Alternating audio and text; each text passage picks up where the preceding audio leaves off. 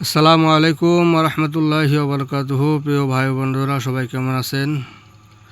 দেশে এবং দেশের বাহির থেকে যারা দেখছেন তাদের প্রতি অসংখ্য ধন্যবাদ। ভিডিওটি শেষ পর্যন্ত অবশ্যই দেখবেন। ভালো লাগলে লাইক, কমেন্ট এবং শেয়ার করবেন। আর যারা সাবস্ক্রাইব করেছেন তাদের প্রতি আমার শুকরিয়া, এবং যারা সাবস্ক্রাইব করেননি নতুন দেখতেছেন তারা অবশ্যই আমার চ্যানেলটি সাবস্ক্রাইব করে রাখবেন। সাথে সাথে বেল বাটনটি টিপে দিবেন, যাতে করে আমি যখনই ভিডিও আপলোড করব সাথে সাথে যেন আপনাদের কাছে পৌঁছে যায়। তো আজকে আমি আপনাদের সামনে যে ভিডিওটা নিয়ে আসলাম, এটা হচ্ছে শাদি কি আর কারোবার কি বন্দিশ কো খতম করনা।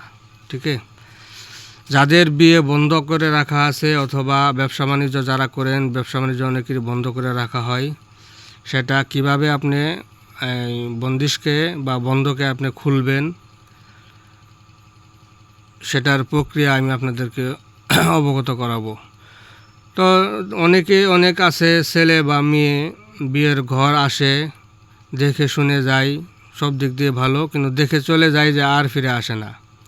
আবার অনেকেরই আছে বিয়ের বয়স হয়ে গেছে, উপযুক্ত বয়স হয়েছে, কিন্তু বিয়ের ঘর আসে না, বা ঘটকদের দিয়ে খবর পাঠালেও তারা তেমন একটা গুরুত্ব দেয় না।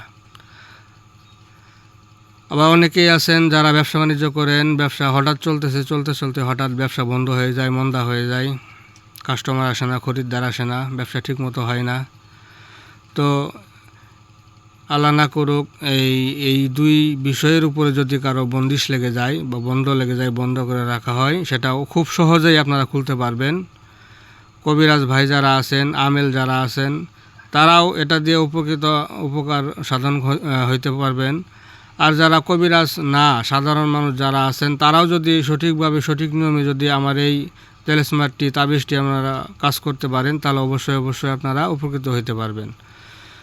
আমি বারবার বলি, যারা সাবস্ক্রাইব করবেন, লাইক, কমেন্ট এবং একটি করে শেয়ার করবেন, তাদের প্রতি আমার এজাজত থাকবে। তারা কাজ করবেন, অবশ্যই কাজে সফলতা পাবেন ইনশাআল্লাহ।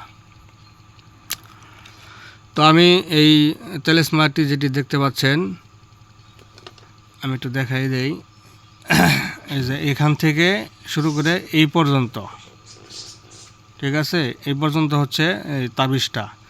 আপনার এই তাবিজটা সুন্দরভাবে লিখবেন। লেখার পরে এখানে যে নিচে, সবার নিচে যে তাবিজ লেখার পরে নিচে এখানে আপনার উদ্দেশ্য লিখবেন। ঠিক আছে, যেমন ধরেন উমুকের ছেলে উমুকের বা উমুকের মেয়ে উমুকের বিবাহ বন্ধ করে রাখা হয়েছে, হ্যাঁ, আল্লাহর ফজলে, আল্লাহর বরকতে, আল্লাহর হুকুমে, হ্যাঁ, অমুক বন্দা বা অমুক বান্দির বিবাহর বন্দিশ কেটে যাক, জলদি বিবাহের ব্যবস্থা হয়ে যাক। ঠিক আছে, এভাবে লিখবেন। মনের যে ভাব আছে সেটা প্রকাশ করবেন, আপনি নিজের ইচ্ছা মতো লিখবেন।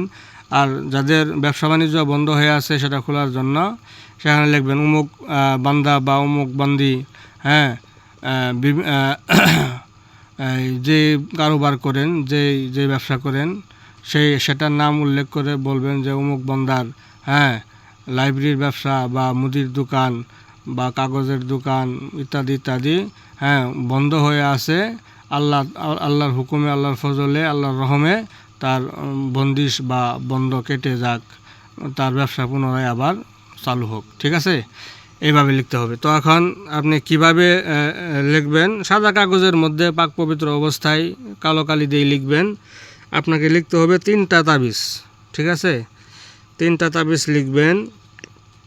জুমার দিন ফজর নামাজের সময় এই তাবিজ 3টা আপনি লিখবেন। লেখার পরে একটা তাবিজ যে রুগী আছে, রুগীর সাথে রাখার জন্য দিবেন, গলায়, বা ছেলে হলে ডান হাতে, মেয়ে হলে বাম হাতে। ঠিক আছে, আরেকটা তাবিজ গাছের উঁচু ডালে ঝুলায় বেঁধে রাখবেন। ঠিক আছে, আর 3য় নম্বর তাবিজটা কী করবেন? যাদের কারোবারের, যাদের ব্যবসা বাণিজ্য বন্ধ হয়ে আছে, তারা যেন পানির সাথে একটা তাবিজ সুন্দর করে গুলিয়ে নেয়। গুলানোর পরে দোকানের সমস্ত জায়গায় আস্তে আস্তে করে অল্প করে পানিটুকু ছিটাই দেবেন, বাস। আর যাদের বিয়ে বন্ধ হয়ে আছে তারা কি করবে? তারা এই তাবিজটা সুন্দর করে, কবচটা সুন্দর করে তাবিজের টুলের মধ্যে ভরে মোম জমা করে নেবেন, মোম দিয়ে বন্ধ করে নেবেন। তারপর কি করবেন? যে বেহতি হুই যে নদী আছে, যে নদীর পানি বয়ে যায়, স্রোত আছে, স্রোতওয়ালা নদীর মধ্যে ঠিক মাঝ বরাবর সেখানে ফেলে দিবেন। তবে এইটাই যে এই নকশাটা যে আছে, এই নকশার এতই বরকত ইনশাআল্লাহ, এতই পাওয়ার যে 1 ঘন্টার মধ্যেই আপনার বন্দিশ নষ্ট হয়ে যাবে, আপনার বন্ধ খুলে যাবে।